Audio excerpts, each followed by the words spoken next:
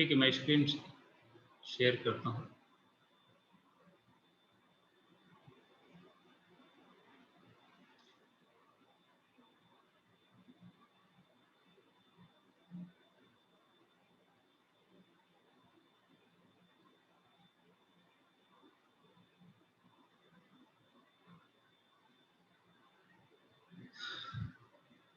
हम लोग कॉशी और कंप्लीटनेस पढ़ रहे थे।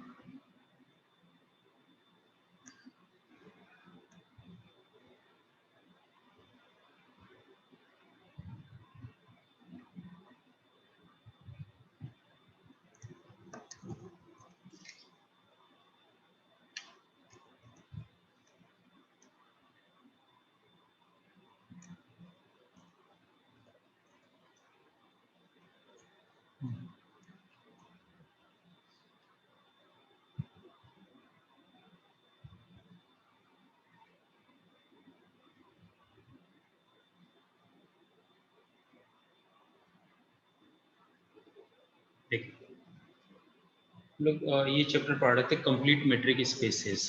कंप्लीट मेट्रिक स्पेसेस में हमने कन्वर्जेंट सीक्वेंस का डेफिनेशन दिखा, सब सीक्वेंस क्या होता है, इवेंचुअली कांस्टेंट टर्म क्या होते हैं, कांस्टेंट सीक्वेंस क्या होते हैं, इवेंचुअली कांस्टेंट सीक्वेंस क्या होते हैं, कांस्टेंट सीक्वेंस, उसी के डिफरेंट इंटरप्रिटेशन भी देखे। ठीक है, तो ये सब हम लोग कर चुके हैं। ये काउंटर एग्जांपल्स भी थे दो, in which we have seen that convergence of a sequence in metric space depends on the space as well as on the metric D. I mean, by changing metric or by changing the space, convergence, a sequence which is convergent may not remain convergent. Okay? So this all we have done, and also we have seen that whenever a sequence converges, it is converged to a unique limit using Hausdorff. I have explained this example. This theorem also we have done, that in a metric space every convergent sequence is bounded. And another definition in terms of limit, a set is said to be closed if and only if every convergent sequence of point of A has its limit again in A. Every convergent sequence of points of A has its limit again in A, and any point x is said to be limit of A if and only if there exists a sequence xn of points of A, none of which equals x, such that xn converges to x. So this proof we have done, and this you take it as exercise. This is as home assignment, exercise 2.2. You can, using definition of convergence, you can do it. Cauchy sequence, we have seen that suppose x secured with D is a metric space, then any sequence xn is said to be Cauchy sequence if for any epsilon positive there exists an integer, positive integer n, such that distance between x and x is less than epsilon for all nm greater than n. So this example already I have explained, that in this space with respect to D infinity metric, this one is a Cauchy sequence, and not only Cauchy, we have shown that this sequence also converges to the function ft, to the limit ft equal to t. And every convergent sequence in a metric space is a Cauchy sequence. This already I have discussed. You can do it. कर दिया था ना ये, every convergent sequence in a metric space is a Cauchy sequence. Yes sir. ये सब example भी हमने कर दिए थे पीछे। और ये अब इसमें देखो एक इम्पोर्टेंट एग्जाम्पल क्या था, हाँ, this theorem 2.6. This one is a very good example, because in metric spaces convergent sequence is always Cauchy, but a Cauchy sequence need not be convergent, and we have seen several examples that a Cauchy sequence need not be convergent in metric spaces. In R under usual metric, basically I will later when I will explain completeness, when I will complete this topic, you will able to know that R under usual metric is a complete space, and this is the reason why every Cauchy sequence is convergent there. So in general, I can say that in R under usual metric, every Cauchy sequence is convergent, and every convergent sequence is Cauchy. Every Cauchy sequence is convergent if and only if it is Cauchy. But in metric space, this relation is not true. So now question is, under what condition a Cauchy sequence become convergent? So that result is given here, that suppose xn is a Cauchy sequence in a metric space, then the sequence xn is convergent if and only if it has at least one convergent subsequence. If and only if it has at least one convergent subsequence. So remember, this one is a very important result, and we will use it at several places. Now read this proof and then I will discuss. And tell me what, because already I have explained the logic. Now you read this proof, it's written here. And okay, some students are waiting. Let me join.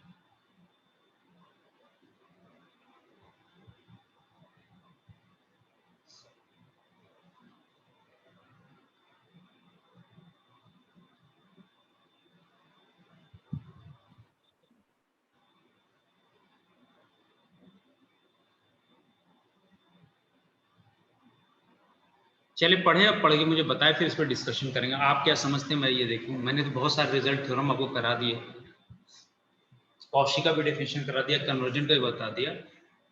अब आपको ये proof करना है कि कोई sequence, any Cauchy sequence is convergent if and only if it has at least one convergent subsequence. तो Cauchy sequence लेके चलें और एक बार कॉशी सीक्वेंस को कन्वर्जेंट मानते हुए दिखाएं कि इसके पास कम से कम एक कन्वर्जेंट सबसीक्वेंस होगा। And if Cauchy sequence has convergent subsequence, then you need to show that it will be convergent. मैं आपको 2 मिनट टाइम देता हूँ, पहले आप इसे समझे, एक्सप्लेन करें, उसके बाद मैं एक्सप्लेन करूँगा। मुझे लगता है आप समझ सकते हैं इसको, कोई बड़ी चीज में नहीं है।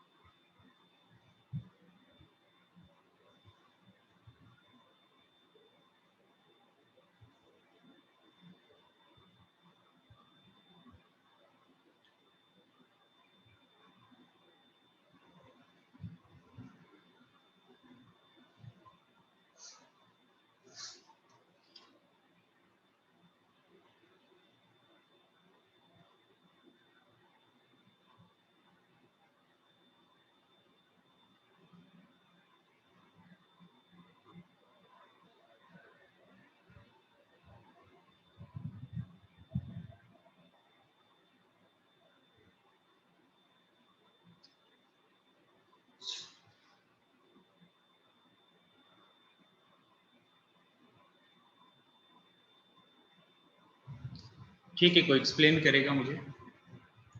मुझे नहीं लगता इसमें कुछ बहुत कोई ऐसा लॉजिक है जो आपको नहीं समझ में आएगा। अगर आपको डेफिनेशन मालूम है तो इस प्रूफ में कुछ दम नहीं है। Am I right? Yes sir. कोई एक्सप्लेन करना चाहेगा? प्रूफ लिखा, मुझे एक्सप्लेन करने के बाद क्यों ऐसे किया गया है। सर एक हम सीक्वेंस ले रहे हैं एक्सएन, हाँ, और उसकी जो है हम एक सब सीक्वेंस ले रहे हैं एक्सएन के। हाँ, हाँ। और वो जो एक्सएन के सब सीक्वेंस है वो एक्स पे कन्वर्ज कर रही है जबकि इन्फिनिटी को जा रहा है। ये एज्यूम करके चल रहे हैं ना? हाँ सर, एज्यूम करके चल रहे हैं। अब हमें जो सीक्वेंस की जो कन्वर्जेंट सीक्वेंस होती है उसकी डेफिनेशन से हमको ये पता चलता है कि अगर कोई सीक्वेंस एक्स पे कन्वर्ज कर रही है तो हमें हर एक एप्सिलॉन ग्रेटर देन 0 के लिए हमें कोई ना कोई n मिल जाएगा, सच दैट n के ग्रेटर देन n के लिए ये हम dxn के x इज लेस देन एप्सिलॉन/2 लिख सकते हैं। Very good. और सर फिर कॉशी, और ये दिया हुआ है कि वो कॉशी सीक्वेंस है xn, तो कॉशी सीक्वेंस की डेफिनेशन से हम लिख सकते हैं हर एक एप्सिलॉन ग्रेटर देन 0 के लिए हमें n और n के ऐसे मिल जाएगा, dxn xn लेस देन एप्सिलॉन/2 हो जाएगा। हाँ, यहाँ पे बेसिकली होता है d of xn less than epsilon है ना, for every n greater than n। अब यहाँ पे नहीं या कुछ और भी ले। अब देखो प्रॉब्लम क्या होगी ना कि जब आप सब सीक्वेंस लेते हो तो ये जो आते हैं ना n1 n2, जैसे बेसिकली होता क्या है कि सीक्वेंस का जो डोमेन होगा, जो सीक्वेंस आप डिफाइन करते हो, that is from set of natural number to R, sequence of real number की बात कर रहे हैं। तो अब इसकी जो लिस्टिंग होती है ना, यहाँ पे ये x1 x2 x3 ऐसे होती है। तो ये जो इंडिसेस हैं 1 2 3, ये जो इंडिसेस हैं, इन्हीं में से आपको n1 n2 n3 चूज करना है, इन्हीं इंडिसेस में से, लेकिन वो इंक्रीजिंग ऑर्डर में होना चाहिए। Sorry, n1 strictly less than n2 strictly less than n3, है ना। वो जैसे मान लो आप यहाँ से शुरू कर सकते हो, 3 से शुरू कर सकते हो, 3 लिया, फिर 5 लिया, 7 लिया, है ना। तो ये इस तरह अगर चलोगे तो ये भी एक सब सीक्वेंस बनाएगा इस सीक्वेंस का। तो ये जो n1 n2 n3 आप लेते हो in general nk, that comes from this indexing ना, सब sequence, and that should be strictly in increasing order. अगर आप सब सीक्वेंस की डेफिनेशन याद रखो तो सब सीक्वेंस में इसी इंडेक्सिंग से हम लेते हैं मेंबर्स लेते हैं आप। जैसे सब सीक्वेंस बना रहे x3 x5 x7, तो ये जो सब सीक्वेंस बनाया, इसके ये जो इंडिसेस है ना, ये जो इंडिसेस, ये जो मतलब इन जनरल आप कैसे जो एलिमेंट्स होंगे, जस्ट होल्ड करें, कॉल आ रही। हेलो, हाँ पहले से, हाँ हाँ डिपार्टमेंट क्लास ले रहा हूँ। अच्छा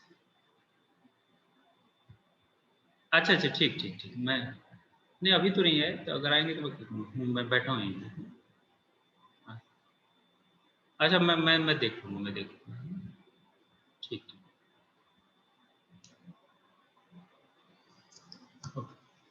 तो ये चीज़ है कि ये जो सब सीक्वेंस होंगे, बेसिकली हम जो मेंबर्स चूज करेंगे ना, ये इसी x1 x2 इसमें से ही होंगे, लेकिन ये जो होंगे वो इनके इंडिसेस जो होंगे वो स्ट्रिक्टली इंक्रीजिंग ऑर्डर में होंगे, ठीक है। ये सब सीक्वेंस और सीक्वेंस में डेफिनेशन फर्क होता है।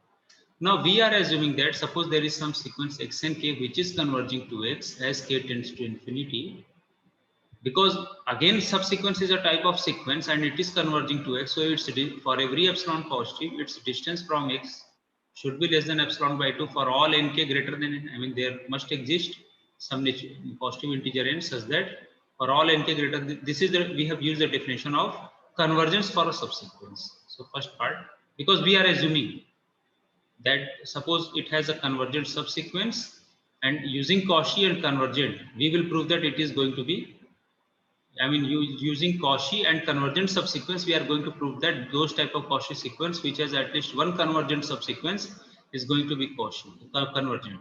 So suppose there is at least one subsequence which is convergent to x. Now since sequence is Cauchy and its subsequence is convergent, so just apply the definition of Cauchy. So if you apply the definition of Cauchy sequence, then it's demand that d of xm should be less than epsilon by 2 for every epsilon greater than 0 for every mn greater than n. Since you are choosing this nk from this x1 x2 x3, now suppose this nk, this value of n is 5, then what will happen that, see, the members of the sequence xn is already going to satisfy this one members of, because xn is Cauchy. So suppose there exists some natural number n such that d of xn xm is less than epsilon by 2 for all nm greater than n, and since this nk we are choosing from this n1, I mean from this x1, this indices 1 to 3. So after 5, whatever member you will choose, I mean whatever indices you will choose after 5, that will also fulfill the demand for subsequence. So this is the reason why distance between x and k, xn is less than epsilon by 2 for all n nk greater than n. And using these two condition, and since d is x equal with d is a metric space, and we know that whenever that metric function is going to satisfy always the triangle inequality, so using this we are going to show that xn converges to x. So for that one can write using triangle inequality in this one, and you can show that distance between xn and x is less than epsilon for all n greater than n. That is, you have in other words, one can show that the members of the xn will lie completely inside the ball except at most finite. I mean x1, x2, xn naught minus 1, xn minus 1, up to this at most it will lie outside, and all other members including xn plus 1 all lie within the I mean within any epsilon radius, ball of area epsilon radius with center at x. So that is you have shown here. This implies that sequence is convergent. And the first part you have already done earlier. ठीक है, यहाँ तक clear हुआ? Yes sir. Sir room waiting room में wait कर रहा है sir अंदर कर. अच्छा एक मिनट मैं अलाउ कर देता हूँ. ये सर पीडीएफ शेयर करने के बाद पता नहीं वो समझ नहीं आता कौन वेट. हाँ कई लोग हैं वेट.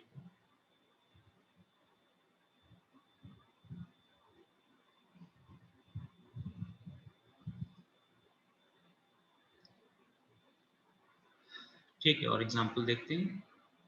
ये एग्जांपल मैंने आपको एक्सप्लेन कर दिया था, इसका प्रूफ आगे है कहीं. मैं चाह रहा हूँ एक तो मैंने वैसे लॉजिक एक्सप्लेन कर दिया था, पर मैं चाहता हूँ कि n के टर्म में आप लिमिटिंग करके दिखाना चाहते हैं तो वो आगे है, अभी आएगा. ठीक है. Same logic. Why? Because this sequence is Cauchy but is not convergent. Why not convergent? Because you can see that the first term is rational. One can write it as 1 by 10. Again this is rational because after decimal the terms are terminating. The number of terms is going to terminate. So wherever terminating, it is always going to represent a rational number. So each of the x1, x2, x3, all these are, every member of the sequence is rational. But when n tends to infinity, you can see that the number of terms, I mean within 101, after decimal the number of terms will be infinite, and in between 1 and 1 there is 0. In between this one, this one there are 2 zeros and then 3 zeros. So when n tends to infinity, so it is going to converge to x, which is non-terminating and non-recurring. Non-terminating and non-recurring.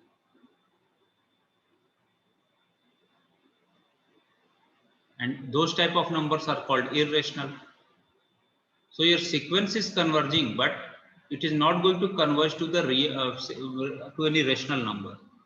So as per definition of convergence, if the limit is not in the same space, then we will say that the sequence is not convergent, that the sequence is not convergent. So that is written here, that this sequence is not convergent.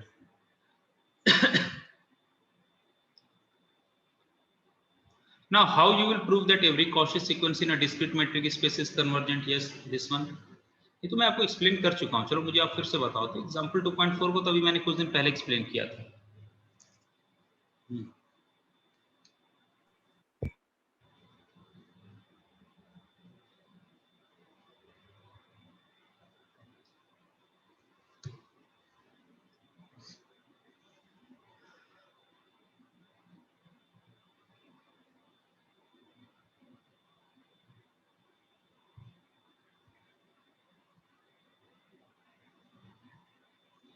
Prove that every Cauchy sequence in a discrete metric space is convergent. So इसमें हमको eventually constant मिलेगी. Very good. The only Cauchy sequence in discrete metric spaces are eventually constant sequence. Eventually constant sequences like this. Say x1, x2, x3, and then all members are same x, x, x. ठीक है ना? So you can prove that this will converge to x only. I mean just like this, say 3, 5, 8, and then 7, 7, 7. So this one is an eventually constant sequence, and it will converge to 7 only. So I already explained you that why the only Cauchy sequence is eventually constant sequence in metric spaces. Remember, this one is a very important result because most of the times you will find it in several competitive examinations, that every Cauchy sequence in a discrete metric space is convergent. Now we need to prove that it is convergent. So as per definition, if my claim is that this sequence is convergent to okay, this explanation is given here, but the same thing. First let me explain with the help of example, then I will come to this one. So as per definition, if you are claiming that this sequence converges to 7, then whatever open ball you take of any radius epsilon around 7, infinite member should be in this space and out, I mean in this ball, and outside it there will be at most finite points. This is the requirement, or in fact you can say that there must exist at least one n naught such that every members of the sequence except finite will be completely inside the balls, but balls of every radius. So the problem is that when you consider singleton 7, then can you tell me that what will be that n such that for every n greater than equal to n, the members of the sequence will start lying in singleton 7, because singletons are also ball in discrete metric space, is it? Yes. It also, see, this also gives you idea of which type of sequence is going to be convergent in this one. Say if I say that 1, 1 by 2, 1 by 3, this sequence is going to converge to 7. Is it possible? See, the value of for n equal to 1 will not be in this set. For n equal to 2, it will have 1 by 2. So a sequence with distinct term will never converge. See, even if you claim that this sequence converges to 0 in discrete metric space, then what will happen? That you will never find any n. You will never find any n naught such that the members of the sequence start lying within singleton 0. I mean, members of the sequence this 1 by n will start lying within this singleton 0 after some n naught. After some n naught. So you cannot claim such n naught. Why? Because you can see that, see, there are various open set, but in discrete metric space, singleton is going to create problem. Because, but your definition demand that if x is the limit, then whatever neighborhood, I mean whatever open ball you will consider, in every open ball there must be, for every open ball there must be some n naught such that xn belongs to that open ball for every n greater than equal to n naught. Or in other words, one can say that all members lie within every ball of every radius except some at most finite, So this is its geometrical interpretation. But you can see that neither one lie in this one, nor 1 by 2, nor 1 by 3. So you can say that I cannot find some n naught such that after which the members of the terms will start lying within this ball. So it also shows you that if I take some sequence like say 3, 2, 1, and then 0, 0, 0, 0, and so on, every member of the sequence 0 after the third term. So if you truncate, then only these three elements will lie outside the ball, singleton 0, and all other members will start lying within this one. So in this case, you will have n naught equal to 3, because for all n greater than strictly n naught, this n naught equal to 3, you can see the members of the sequence will start lying in this one. So this also gives you the idea of which type of sequences are going to converge in discrete metric spaces. This is the reason why only eventually constant sequence is going to converge. And same is the pro here. If you look at the singleton 7, then if you truncate it here or maybe after here, I mean the previous term, suppose this much terms lie outside, then first, second, third, fourth, 5. Then in your case, n not equal to 5 will work. Obviously, n not equal to 3 is also going to work. But if it is going to work for all n greater than n not equal to 3, then obviously it will also be true for n not equal to 5. So you can claim that there always exists at least one n naught such that the members of the xn will start lying within singleton 7 for every n greater than equal to say 5 or 3. Are you getting it? Yes, sir. तो कुछ रटनी नहीं है, इन चीजों को आप समझो किस तरह के सीक्वेंस होगा, बना के देख लो. Why not a sequence of the type -1 to the power n alternating? इसके टर्म्स को लिखोगे -1 1 -1 1. अब यहाँ पे भी क्या होगा, जैसे आप क्लेम कर रहे हो कि मान लो ये 1 को कन्वर्ज कर, सपोज आपका क्लेम है कि दिस कन्वर्जेस टू 1, हालांकि ट्रू नहीं है, हम प्रूव करेंगे कि neither it converges to 1 nor -1 nor to any other real number. If you are claiming it, then that the member of xn will lie in 1, then can you claim any n naught? चलो n naught के लो 5 ले लो, तो ठीक है 5 लोगे तो for n greater than n naught पहला x6 आएगा. x6 देखो ये x1 है, x1 पे -1 आ रहा है, x2 इवन पे 1 दे रहा है, फिर ये -1, तो सो x6 will start lie in this one. but it says that once you have n naught, then it should be true for all n greater than n naught. Again, problem is there that x7 will not lie in singleton 1. Yes, sir. So alternating type of sequences already I have discarded. Sequence with distinct term already I have discarded. So what remains there? Eventually constant sequence. So this is the reason, remember that in a Cauchy sequence, in a discrete metric space, not only this, the only sequence which is Cauchy is eventually constant sequence, and it is the only sequence which is going to be convergent. Reason is why? Because singletons will create problem. As per definition, whatever ball you will choose, there must exist some n naught such that xn belongs to that ball. See, why I am discussing on ball? Because every open set will be generated by taking union of balls.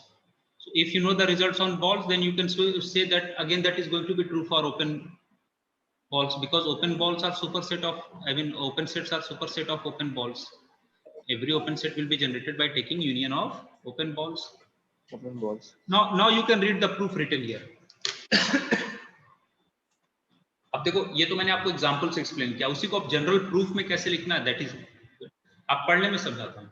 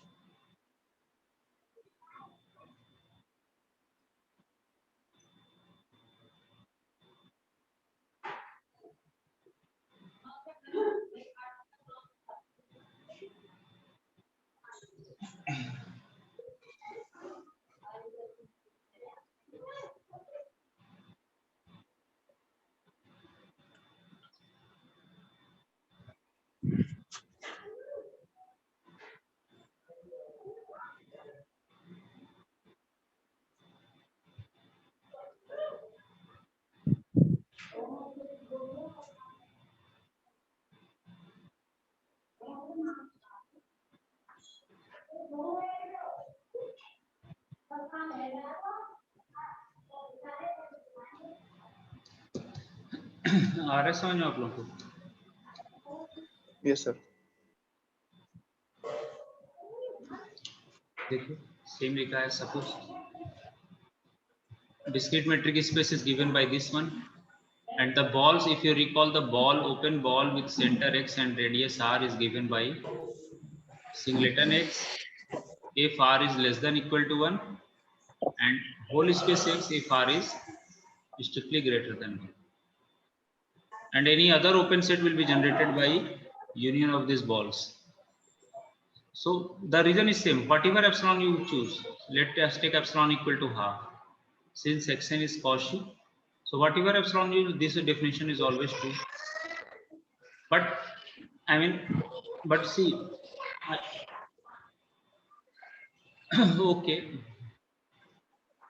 and we know that because see, the member of the terms are distinct, so you cannot, and here we have the discrete metric. So if the elements are distinct, you can see that if the elements are distinct, then distance between x and y has to be 1. And if I choose epsilon is equal to half, then how you will make the distance between xn and xm less than half? So for the only distance which is less than half, is 0. But for that x has to be equal to y. Yes sir. So this is the reason why after some term, every member of the sequence should be same. तो या तो आप इस तरह से कह लो या आप इस तरह से कह लो कि सिंगलेटन प्रॉब्लम क्रिएट करेगा, बात एक ही हो गई. ठीक है ना? दोनों देखो, एनालिसिस हर तरह से की जाती है, ऐसा नहीं कि जैसे मैंने बॉल्स के टर्म में बता दिया. दूसरा प्रूफ जो यहाँ दे रखा है, तो उम्मीद है आपको ये समझ में आ गया होगा. किसी को डाउट है तो पूछ लो, बहुत इंपॉर्टेंट रिजल्ट है. मतलब ये आपको एक आइडिया देगा, क्योंकि इन्हीं चीजों को ना हम आगे टोपोलॉजिकल स्पेसेस में भी एक्सटेंड करेंगे. Suppose we equip R with some different topological spaces then again you will find the similar kind of thing. However, you will study there is different exceptions, but the definition, the idea is same. किसी को doubt तो नहीं है इस proof में? Yes anyone? देखिए, अगर आप पीछे डेफिनेशंस और ये नहीं रिकॉल करेंगे ना, तो फिर आपको आगे समझ नहीं आया। मैंने दो वे में एक्सप्लेन कर दिया आपको। क्लियर है सर? ये डी यूज करके, distance between x and XM कहता है ना, कोई ना कोई एक एन होना चाहिए जिसके बाद मैं distance between x and XM can be made less then whatever epsilon you choose. अगर एप्सिलॉन 1 से छोटा ले लोगे तो प्रॉब्लम होगी। 1 से छोटा तो एक ही डी है, क्योंकि डी के तो दो ही वैल्यूज होते हैं ना मेट्रिक में, या तो 0 होता है या 1। अब हाफ से छोटा डी का वैल्यू कब होगा? वो सिर्फ 0 होता है, और 0 होते ही x इक्वल टू y हो गया। तो अगर n के बाद ये डिस्टेंस, इस पर्टिकुलर n के बाद जो भी आप nm चूज करो, अगर ये जो इनके बीच, इन दोनों पॉइंट के बीच में डिस्टेंस है, I mean for all nm it has to be less than half, so for that xn has to be equal to xm। Otherwise if xn and xm are different, then by this you will get 1 and 1 is not less than half। आ रहे समझ में यहाँ पे? Sir यहाँ पे अगर 2 लेके करें तो 2 में हो जाएगा, but the definition is your that for it should be true for every epsilon. तो 2 में तो ट्रू हो गया, लेकिन हाफ पे तो फेल कर गया। यस सर, है ना, इस वजह से। और डेफिनेशन आपको क्या कहता है? ये ट्रू होना चाहिए, चाहे जो भी एप्सिलॉन की वैल्यू लो, सबके लिए ट्रू होना चाहिए ना। आप देखो कन्वर्जेंस का डेफिनेशन निकाल के देखो, फॉर एवरी लिखा हुआ है कन्वर्जेंस का डेफिनेशन। जब ऊपर, अब मैं, आप पीछे के लेक्चर में मैंने कराया, वहां देख लेंगे। It should be true for every. तो इन्होंने एक फेल कराने के लिए एप्सिलॉन इक्वल टू, मतलब ये बताया कि एप्सिलॉन इक्वल टू हाफ ले लें तो कुछ टर्म के बाद सीक्वेंस के सारे टर्म सेम होने चाहिए, और सीक्वेंस के सारे टर्म सेम होने का मतलब है कोई इवेंचुअली कांस्टेंट सीक्वेंस हो गया। तो वो यहाँ पे करके दिखाया हुआ है। प्रूफ ये भी बहुत अच्छा है, इसको देख लिया। और ये दूसरा हमने बॉल के टर्म में आपको बता दिया। बॉल के टर्म में इसलिए बताया ना, क्योंकि ये जो आपको है ना, बॉल को बाद में बेसिस से रिप्लेस कर देंगे या ओपन सेट से रिप्लेस कर देंगे टोपोलॉजिकल स्पेसेस में, क्योंकि टोपोलॉजिकल स्पेसेस जरूरी नहीं कि मैट्रिक्स से क्रिएटेड हो। तो ये डेफिनेशन वहां वर्क नहीं करता डी वाला। तो यहाँ तो ठीक है, but again if you have the distance D अगर आपके पास है तो आप उससे बॉल बना सकते हो। ठीक है। Prove that every Cauchy sequence of metric space is bounded. Take it as home assignment. I am not going to do it because all the results are similar. So take exercise 2.5, 2.6, and this result 2.6 is important. Suppose there are two metrics on the same set, and if there exist two real numbers k1, k2, such that one of the metric is enclosed between k1 times the metric d less than equal to k2 times, I mean this metric is equal between k1 times this metric and k2 times the same metric, then we will say that okay, yeah,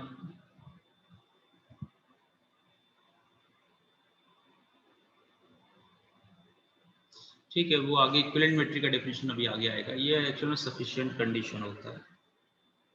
ठीक है, जब आएगा तो वहां discuss करेंगे, अभी इसको छोड़ दें।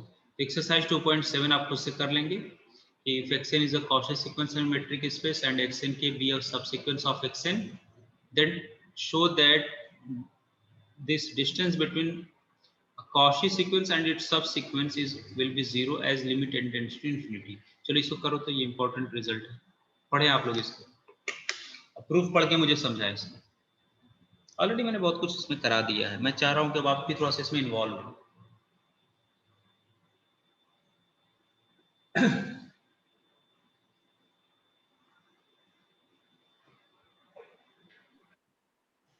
सर यस सर, इसमें सर n-1 क्यों लिया है सर, n की जगह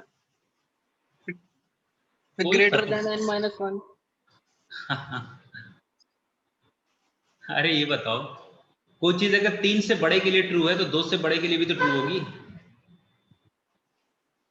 नहीं समझ? अच्छा देखो ऐसे, आई मीन देखो क्या लिखा है कि since xn is a Cauchy sequence in x, there exists a positive integer n such that distance between x and xm will be less than epsilon for all nm greater than n-1। तो आप ये n कोई natural number है तो n-n यहाँ पे, अच्छा वैसे सी कोई जरूरत नहीं थी यहाँ पे, मुझे नहीं लगता है इसकी कोई जरूरत है। या तो इसको डिस्टिंग्विश करने के लिए इन्होंने ले लिया तो एक अलग बात है, वह कोई जरूरत नहीं है इसको इस तरह करने की। आप इसको एन नॉट कह दो, क्या फर्क पड़ता है, एन नॉट कह दो। क्यों, कोई दिक्कत होगी क्या अगर एन नॉट में कह दूं तो? No sir. एक्चुअल में इसको ना नोटेशन वो वाला जो आपको याद होगा, एक मैंने उस बुक से कराया था नोटेशन, कुमारेसन की बुक से एक रिजल्ट करवाया था, मुझे याद नहीं है, चलो मैं इस बुक भी नहीं लाया। वैसे इसकी कोई जरूरत नहीं है, अगर आप देखो ना तो ये तो कॉशी सीक्वेंस है, एक्सन आप कॉशी सीक्वेंस मानते हो, तो ये तो distance between x n x n is less than epsilon for all m n greater than n naught कह दो इसको, ठीक है ना, for all n m greater than n naught. अब क्या होगा कि ये जो भी आप, अब आपको क्या शो करना है, इस सीक्वेंस एक्सन और एक्सन के की means this sequence is converging to zero, यही तो शो करना है, this difference between I mean d of x n x n k is tending to zero. तो ये मतलब means x n is converging to x n k, x n is converging to x n k means कि जो action की लिमिट होगी और जो एक्सन की वो सेम होगी, ये आपको शो करना है। तो अब या ये चीज action action greater less than epsilon, ये तो ऑलरेडी ट्रू है। अब ये बताओ ये जो सब ये जो आप लेते हो ना जैसे एक्सएम, ये भी उसी सीक्वेंस के मेंबर्स हैं, एक्सएन एक्सएम इस एन नॉट के बाद के सारे एन एम के लिए ट्रू है ना। तो अगर इस एन नॉट के बाद अगर आप कोई पर्टिकुलर एन एन ले लो, आई मीन एन एन तो ऐसे नहीं, ये नोटेशन इन्होंने ले रखा है, ये नोटेशन ये बता रहा है कि जैसे मान लो आप सीक्वेंस का जो डोमेन जो इंडेक्सिंग होती है मेंबर्स की वो 1 2 3 4 एंड सो ऑन होती है। जो सब सीक्वेंस आप चूज करते हो उसमें आप इन्हीं में से लेते हो, जैसे ये x1 है ना, x1 x2 x3 ये सीक्वेंस के मेंबर्स हैं, तो इसकी इंडेक्सिंग हमने 1 2 3 4 की। अब इन्हीं में से आप कुछ उठाओगे जो इंक्रीजिंग ऑर्डर में है, तो उससे आप सब सीक्वेंस बनाते हो। जैसे मान लो मैंने ले लिया x2 ले लिया, x4 ले लिया, उसके बाद कुछ x6 ले लिया, या आप ये भी सब सीक्वेंस होगा, या आपने ले लिया ये x2 x5 और 3 3 का डिफरेंस ले लो x8। हालांकि जरूरी नहीं है, बस यहाँ तो ये होता है ना कि n1 लेस जो आप ये इनमें से जो मेंबर जो चूज कर रहे हो ना, वो ये रूल फॉलो करना चाहिए, स्ट्रिक्टली इंक्रीजिंग होना चाहिए। मतलब ऐसा नहीं होगा कि आपने एक बार x2 लिया और फिर उसके बाद x4 ले लिया और फिर x4 ले लिया, ऐसा नहीं होगा। या ऐसा नहीं होगा कि x2 ले लिया, x4 ले लिया और फिर आ गए आप x3 पे आ गए। मतलब ये जो आप इंडिसेस जो ले रहे हो ना, ये हमेशा क्या होना चाहिए, स्ट्रिक्टली इंक्रीजिंग ऑर्डर में सब सीक्वेंस के लिए। तो ये भी सब सीक्वेंस नहीं होगा, ये भी सब सीक्वेंस नहीं होगा, इस तरह के मेंबर सब सीक्वेंस होंगे। अब क्वेश्चन ये है कि because this one is a Cauchy, so there must exist some n naught. मान लो एन नॉट की वैल्यू इस वाले के लिए एन नॉट मान लो हमने ले लिया 5, यहाँ पे एन नॉट ले लिया 5, एन नॉट इक्वल टू 5 ले लिया, तो 5 या 5 के बड़े के लिए, और ये वाला भी ले लिया, यहाँ पे देखो यहाँ से भी ले लिया ना 5, तो यहाँ पे इसमें एन नॉट की वैल्यू कितनी होगी 2, एन नॉट की वैल्यू 1 होगी। पहला टर्म तो इसका ये है ना, एक टर्म छोड़कर, उसके बाद के सारे टर्म के लिए ट्रू है, यहाँ 2 टर्म छोड़ के, तो एन नॉट की वैल्यू हो गई 2। तो ये 1 से बड़े के लिए ट्रू है, 1 के बड़े के लिए सारे टर्म्स के लिए ट्रू है, यहाँ पे 2 टर्म को छोड़ के ये सबके लिए ट्रू है। I mean distance between x and XM can be made less than epsilon, ये दे रखा है। तो अब इन 2 और 1 से जो भी बड़ा हो, 2 और 1 का जो भी मतलब आई मीन जो भी इनमें से लार्जेस्ट होगा, जैसे एन नॉट की वैल्यू 2 है, तो 2 टर्म के बाद चाहे यहां से आप लो चाहे इसमें से लो, ये दोनों एक ही हो गए, आई मीन ये दोनों फुलफिल करेंगे। So since sequence is Cauchy, so distance between xn and xm there must exist some n naught such that for all n m greater than that particular n naught, distance between x and xm can be will be always less than epsilon। तो मान लो यहाँ 2 और 5, 2 और 1 maximum मान लो 2 हो गया, तो 2 n not की वैल्यू 2 के बाद आप ये सपोज करो कि इस सीक्वेंस और इस सीक्वेंस के बीच में आई मीन ये जो ये जितने जो मेंबर्स हैं इनके बीच में डिस्टेंस क्या, less than epsilon for this n naught equal to 2। अब क्या होगा कि जब आप सब सीक्वेंस चूज करोगे, देखो जब ये तो कॉशी है तो ये डेफिनेशन तो ऑलवेज ट्रू है, लेकिन जो सब सीक्वेंस जो आप सेलेक्ट करते हो, जो सब सीक्वेंस, ये एनएन नोटेशन बेसिकली सब सीक्वेंस के लिए लिया है। तो जब सब सीक्वेंस चूज करोगे तो सब सीक्वेंस के जो एंट्रीज चूज करते हो ना आप, ये जो n1 n2 n3 लेते हो वो इन्हीं में से तो लेते हो। इनमें से लोगे तो मान लो कहीं, जैसे मान लो कोई सब सीक्वेंस आप बना रहे हो, जैसे मान लो मेरा ये कहना है कि अच्छा हाँ एक चीज मैंने यहाँ गलत कर दिया। आई मीन जो भी सीक्वेंस दे रखा है उसके मेंबर्स को मैं x1 x2 x3 x4 से डिनोट कर रहा हूँ, ठीक है। अब सपोज क्या कि n नॉट इक्वल टू 2 के बाद n नॉट की वैल्यू मैंने 2 ले लिया, 2 के बाद आप चाहे xn xm कुछ भी चूज करो, आई मीन n नॉट को मैंने यहाँ 2 ले लिया, तो आप जो भी nm ले लो, n की वैल्यू 7 ले लो, m की वैल्यू 10 ले लो, आप जो भी सीक्वेंस का मेंबर उठाओगे उनके बीच का डिफरेंस क्या है, हर एक एप्सिलॉन से छोटा है। आई मीन जो भी आप एप्सिलॉन चूज करो उससे छोटा बना सकते हो। ये कॉशी अगर हो गया तो ये डेफिनेशन होता है। अब जब सब सीक्वेंस आप जब चूज करते हो ना, जब सब सीक्वेंस, तो अब ये बताओ कि अगर ये इस n के बाद, इस पर्टिकुलर n नॉट के बाद n नॉट के यहाँ, अच्छा ये समझ में, ये n नॉट -1 इसलिए लिया है ना कि क्योंकि हमने अपने नोटेशन में through out greater than n not लिया है, ग्रेटर देन n नॉट लिया है, ठीक है। तो आप इसको ये लिख सकते हैं greater than equal to n naught -1, greater than equal to n naught -1। तो उसमें क्या हो जाएगा कि n, तो n से भी यहाँ पे n के लिए भी होल्ड कर जाएगा ना, क्योंकि ये जो आपका n है, n जो होगा वो हमेशा क्या होगा, greater than equal to n naught -1 होगा, सॉरी n नॉट कह रहा हूँ, n -1 होगा। तो जब यहाँ n -1, अब हमने स्ट्रिक्टली ग्रेटर देन लिया है, इसके बाद का जो भी नेचुरल नंबर मिले सबके लिए ट्रू होगा। n की वैल्यू अगर इसके बाद पहला नेचुरल नंबर क्या होगा, n, मान लो n की वैल्यू जैसे 5 है तो 5 - 1 4 हुआ, तो अगला नेचुरल नंबर क्या होगा, 5 होगा, तो उसके लिए तो ट्रू होगा ही xn। और ये जो nn चूज कर रहे हो ना, ये nn जो चूज कर रहे हो उस n के बाद, आई मीन जैसे मैंने ये 2 ले लिया, तो 2 के बाद इनमें से आप कोई भी सब सीक्वेंस का मेंबर 2 के बाद x2 तक हमने यहाँ पे इतने एलिमेंट को बाहर कर दिया, तो x2 के बाद x3 x4 में से, तो देखो ये x4 तो इन्हीं में से आ रहा है ना, x4 क्या हो रहा है, क्योंकि सब सीक्वेंस के एलिमेंट आप कहां से चूज करते हो, सीक्वेंस में भी। The only restriction is that should be in strictly increasing order, ये होना चाहिए। तो वो तो जब उसी 2 के बाद जब सब सीक्वेंस के मेंबर ले रहे हो, तो सब सीक्वेंस में क्या होता है, कुछ एलिमेंट छोड़ोगे, कुछ एलिमेंट या तो अगर पूरा ले लोगे तो सेम सीक्वेंस हो जाएगा, अगर आप कुछ एलिमेंट आई मीन लीव करके और स्ट्रिक्टली इंक्रीजिंग ऑर्डर में लोगे, तो अगर ये इस पर्टिकुलर n के बाद, इस पर्टिकुलर n नॉट -1 के बाद जो भी आप nm चूज करो सबके लिए ट्रू है रिलेशन, तो उसके बाद तो उस पर्टिकुलर n नॉट के बाद अगर सब सीक्वेंस के भी मेंबर चूज करो तो भी ट्रू होगा, distance between x and xm is less than epsilon. This is the reason why it's written here. अभी भी नहीं क्लियर हुआ? मैं कोई एक काम करता हूं, मैं थोड़ा सा इसको एक्सप्लेन करने के लिए एग्जांपल लेता हूं, हो सकता है आप विजुलाइज ना कर पा रहे हो। एक काम करो, चलो अभी आप डिस्क्रीट मेट्रिक ही आपने देखा ना, हम हालांकि ये कॉची सीक्वेंस है तो कोई जरूरी नहीं कि डिस्क्रीट मेट्रिक ही लें, लेकिन मैं जस्ट समझाने के लिए आपको कह रहा हूं कि हमने ये ले लिया, सपोज करो सीक्वेंस ले लिया 3 5 8 10 12, इसके बाद ले लिया 7 7। अब समझ नहीं लो, ये सपोज करो आपको सीक्वेंस है, तो ये बताओ इवेंचुअली कांस्टेंट सीक्वेंस तो कॉची होता है। अच्छा एक बात बता दो, इवेंचुअली कांस्टेंट सीक्वेंस और कांस्टेंट सीक्वेंस पर्टिकुलर केस होता है इवेंचुअली कांस्टेंट सीक्वेंस का, जिसमें इनमें सारे एलिमेंट को क्या कर दो, सेम रिप्लेस कर दो, तो कोई सीक्वेंस का हर मेंबर सेम हो जाए तो वो क्या होता है, कांस्टेंट सीक्वेंस। और ये इस तरह के दो सीक्वेंस हर एक मेट्रिक स्पेस में कन्वर्ट करते हैं।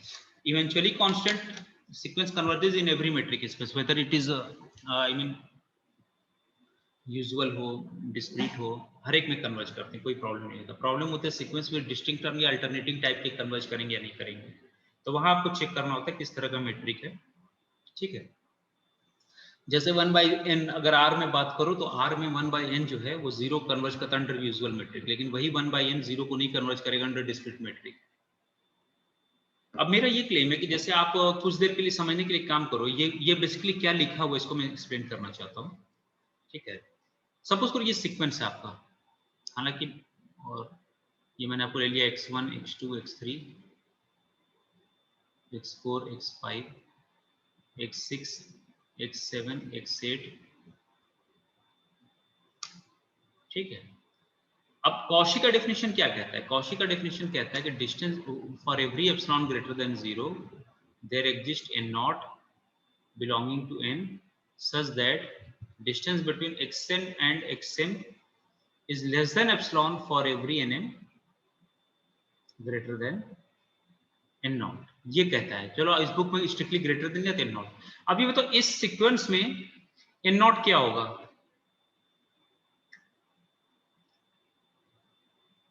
चलो इवन आप डिस्क्रीट ही ले लो, अभी फिलहाल डिस्क्रीट ले लो, अगर आपको डाउट तो डिस्क्रीट ले लो, पहले देखते हैं। बताओ वो एन नॉट क्या होगा कि जिसके बाद से कॉशी मतलब I mean this distance can be made less then every epsilon. x5 होगा सर, 5। 1 2 3 4 5। अगर मैं 5 टर्म पे ट्रंकेट मतलब ट्रंकेट तो नहीं कहना चाहिए, 200 लगाना है ना, इनको मैं हटा दूं तो एन नॉट की वैल्यू 5 अगर ले लो, एन नॉट की वैल्यू 5, तो इसके बाद आप जो भी एनएम चूज करोगे ना, जो भी एनएम चूज करोगे उसके बीच का डिस्टेंस हमेशा क्या होगा? 0। ठीक है, तो एलिमेंट सब सेम हो जा रहे हैं ना, डिस्टेंस क्या हो जाएगा? 0, and 0 is less then every epsilon, 0 is less then whatever epsilon you will choose. Cauchy का डेफिनेशन यही होता है ना कि जो आप सीक्वेंस आपको दिया हुआ है उसमें कम से कम एक ऐसा एन नॉट मिलेगा जिसके बाद आप एनएम की जो भी वैल्यूज चूज करो, जैसे अगर मैं एन नॉट को 5 ले लूं तो देखो x distance between x6 and x7 ये भी क्या है? 0। Distance between x6 and x10 ये भी 0 है। Distance between x12 and x100 ये भी 0 है। यही 0 I mean less than epsilon. ठीक है, यही तो डेफिनेशन कॉशी क्या कहता है? कॉशी का डेफिनेशन की मीनिंग क्या है कि whatever sequence is given to you, if it is Cauchy, then there always exists some n naught such that for all nm greater than n naught, distance between xn and xm, अब nm की value आप कुछ भी choose करते हो, n की value 6 ले लो, m की वैल्यू 7, उस n नॉट के बाद आप जो भी nm की वैल्यू चूज करोगे ये हमेशा क्या होगा? मतलब उस एप्सिलॉन से छोटा होगा। तो इस केस में क्योंकि सारे एलिमेंट सेम हो जा रहे हैं और मेट्रिक का डेफिनेशन ये कहता है कि जब एलिमेंट सेम हो जाए डिस्टेंस 0 हो जाएगा, इस वजह से मैंने 0 ले लिया। आई मीन ये होना चाहिए, अगर कॉशी है तो ये होगा कि there must exist some n naught such that for all n greater than this distance can be made less than epsilon, जो भी आप एप्सिलॉन चूज कर रहे हो। अब अगर इसमें से कोई सब सीक्वेंस बनाते हो, जैसे मान लो इसी सीक्वेंस का मैं कोई सब सीक्वेंस बनाता हूं, बताओ तो इस सीक्वेंस का सब सीक्वेंस ले लो 3, ऐसे ले लो 5, उसके बाद 8 ले लो और फिर आप 7 7 7। लेकिन इस 5 को कहोगे क्या? ये 5 इसका कौन सा एलिमेंट था? x2 आपने लिया, यस सर। 5 की नेमिंग x2 करोगे। 8 को क्या कहोगे? x3। समझ लो, बहुत अच्छा एग्जांपल है ये, जो आपको बार बार इस नोटेशन लिख दी जाते हैं ना, आपको जो कंफ्यूजन क्रिएट करता है, बहुत बेसिक चीज है। x3 इसको 7, अब 7 तो यहाँ पे कुछ भी हो सकता है ना, स्टार्टिंग फ्रॉम दिस, मान लो क्या कहते हैं, मान लो चलो हम ये ले रहे हैं x7 से, x8 से ले रहे हैं, ये x8 है, इसके बाद आप ले रहे हो x9 x10, ये इस तरह सीक्वेंस लेते चले जा रहे हैं।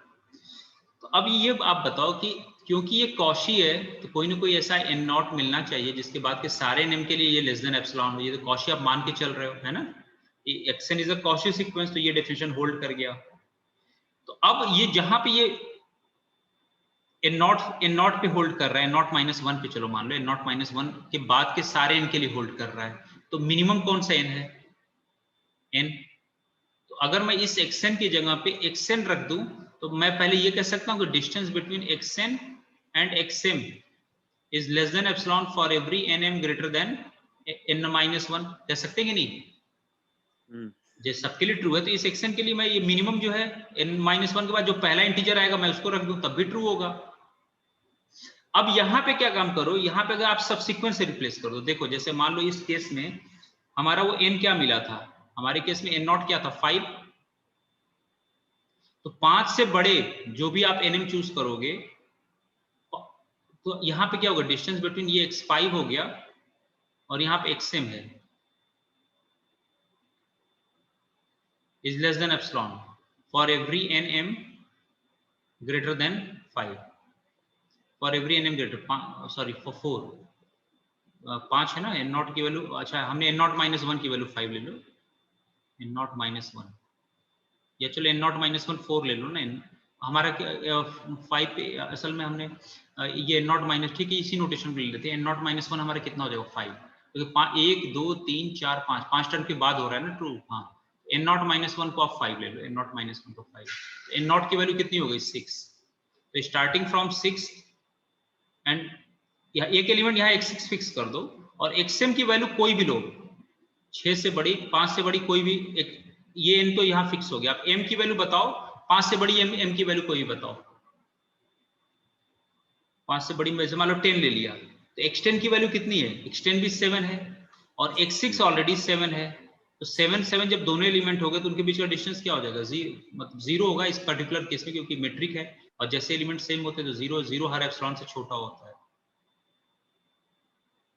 ठीक है, तो अब क्या काम करो कि यहां तो 7 फिक्स है, 5 से बड़े अगर कोई आप सब सीक्वेंस का भी मेंबर लेते हो ना, सब सीक्वेंस का भी, क्योंकि सब सीक्वेंस के मेंबर आप चूज तो करोगे सीक्वेंस के ही मेंबर से, तो 5 से बड़े यहाँ पे देखो 5 से बड़ा इंडिसेस वाला कौन है? 5 से बड़े इंडिसेस वाला सब सीक्वेंस से एक सेट आया, ये आ रहा है कि नहीं समझ में? Yes sir. 5 से बड़ा सब सीक्वेंस में कौन सा इंडिसेस है? x8, एक सेट यहाँ सेम, तो अगर आप यहाँ xm की जगह पे xm की जगह एक रख दो तो 8वां एलिमेंट भी 7 है, 6वां एलिमेंट भी 7 है, तब भी 0 हो रहा है, I mean less than epsilon है। अब यहाँ पे अगर x9 रख दो तो भी ट्रू है। इसी वजह से यहाँ पे क्या लिखा हुआ है कि distance between xn and xn तो मेंबर सीक्वेंस का और xnn मेंबर है सब सीक्वेंस का। The every sub member of every subsequence is a member of sequence, so that will automatically will be less than epsilon। अगर ये condition hold कर रहा है तो ये तो होल्ड करेगा ही करेगा। So we have shown that this one is a member of sequence, this one is a member of subsequence, and since this distance is less than whatever epsilon you will choose, for every epsilon I will have some n naught minus 1, so this is the reason why in limiting case, I mean ये क्या कह सकते हैं इसको कि limit इसकी क्या जाएगी? 0। तो सब सीक्वेंस के डेफिनेशन से आपको क्या समझ में आया? सॉरी, पहले कॉशी के डेफिनेशन से क्या समझ में आया? देखो उस दिन बताया था ना कि जैसे कॉशी ये सीक्वेंस आ जा रहे हो और ये मान लो xn xm है, तो एक n नॉट मिलना चाहिए जिसके बाद distance between xn and xm can be made less than epsilon. Distance between xn and xm can be made less than epsilon, कोई एक n नॉट मिलना चाहिए जिसके बाद के इनके बीच में जो भी आप एप्सिलॉन चूज करो। इस केस में क्योंकि हमने इस टाइप का सीक्वेंस बनाया था जिसमें पर्टिकुलर टर्म के बाद हर एक टर्म सेम हो गए थे, इस वजह से डिस्टेंस 0 आ जा रहा था। ठीक है, तो ये है। So remember that if xn is a Cauchy sequence in a metric space and xn k be a subsequence, then distance between xn and xn k will be equal to 0, its limit, that is you will always find some n naught such that distance between xn and xnk is less than epsilon for every epsilon greater than 0, है ना? इसी का तो दूसरा interpretation ये है। तो वो चीज हो गई। तो आप देखो सब सीक्वेंस के साथ हमने क्या क्या इंपॉर्टेंट रिजल्ट पढ़ा। एक तो Cauchy sequence in general convergent नहीं होता मेट्रिक स्पेस में, लेकिन अगर कॉची सीक्वेंस के पास कम से कम एक कन्वर्जेंट सब सीक्वेंस है तो उस तरह के कॉची सीक्वेंस ऑलवेज क्या होते हैं? कन्वर्जेंट। ठीक है, तो एक तरह से ये भी बता रहा है कि कन्वर्जेंट होगा तो जो सीक्वेंस की लिमिट होगी, जो सब सीक्वेंस की लिमिट सेम होगी, तभी तो ये डी क्या हो जा रहा है उनका? 0। ठीक है, अब वो रिजल्ट देखो आगे है। Suppose xn and yn be sequences in metric space such that yn is Cauchy and distance between x and yn is tending to 0, as in prove that xn has to be Cauchy। क्या कह रहा है? If x and yn are sequences in a metric space such that एक उनमें से एक Cauchy है और साथ में आपको ये दे रखा है कि distance between x and yn tends to 0, तो जो दूसरा सीक्वेंस है ना वो भी क्या हो रहा होगा? कॉशी। तो ये इंपॉर्टेंट रिजल्ट है जिसे हम यूज करेंगे और अक्सर कंपटीशंस में आ जाता है। And second, if xn converges to x, if and only if yn converges to x, ये तो वही हो गया ना, yn x को कन्वर्ज कर रहा है, xn x को कन्वर्ज कर रहा है, मेट्रिक स्पेस से लिमिट सेम हो नहीं सकती, लिमिट डिफरेंट हो नहीं सकती, तो xn को भी क्या होना पड़ेगा? कॉशी होना पड़ेगा। Sorry, prove that xn converges to x if and only yn, अगर yn y को कन्वर्ज कर और साथ में distance between x and yn अगर 0 जा, इसको प्रूफ करने में ना ये जो ऊपर का एक रिजल्ट मैंने आप लोगों को होम असाइनमेंट दे दिया था, बेसिकली इसका यूज होगा। एक रिजल्ट मैंने ऊपर दिया था ना जिसमें कि हम लोग ये सब सीक्वेंस नहीं, जिसमें कि distance between xn and xm, d of xn xm tends to 0 जो था। अच्छा, कॉशी है, अभी मैंने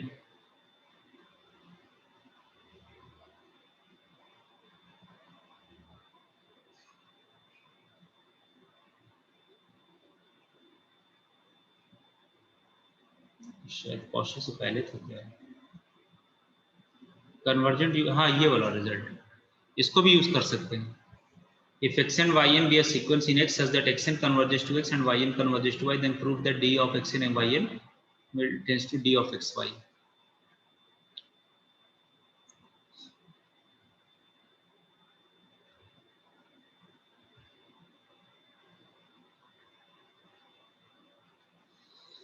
तो मुझे एक बार आप लोग इसको खुद से ट्राई करेंगे, मुझे नहीं लगता इसमें आपको कोई दिक्कत आएगी, ठीक है ना।